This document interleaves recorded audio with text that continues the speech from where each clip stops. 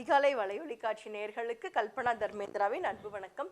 இது உங்கள் அதிகாலை வழங்கும் திருவள்ளுவரின் குறளும் குறளும்.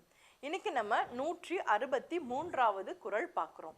இந்த குறள் என்ன அப்படின்னா, அறநாக்கம் வேண்டாதான் என்பான் பிறநாக்கம் பேணாது அழுக்கறுப்பான்.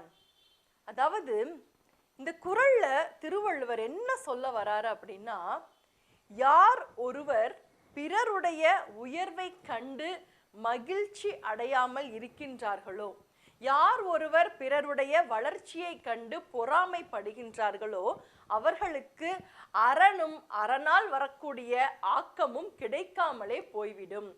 அப்ப ஒரு அறனும் அதனால் வரக்கூடிய ஆக்கத்தின் பலனையும் ஒருத்தர் அனுபவிக்கணும் அப்படின்னா முதல்ல அவங்க என்ன செய்யணுமா, அடுத்தவர்களுடைய வளர்ச்சியை கண்டு பொறாமைப்படாதவர்களாக இருக்க வேண்டும். ஏன்னா ஒரு வளர்ச்சி அப்படிங்கிறது சாதாரண விஷயம் இல்லை. அதுக்கு அவங்க எந்த அளவுக்கு முயற்சி செஞ்சிருப்பாங்க அப்படின்றது அவங்களுக்கு தான் தெரியும். அதனால யாருடைய வளர்ச்சியையும் கண்டு பொறாமைப்படாமல் இருப்பவர்களுக்கு மட்டும்தான் அறனும் அறனால் வரக்கூடிய அந்த ஆக்கத்தின் பயனும் கிடைக்கும் அப்படின்றதான் திருவள்ளுவர் இந்த குறள்ல சொல்லியிருக்காரு.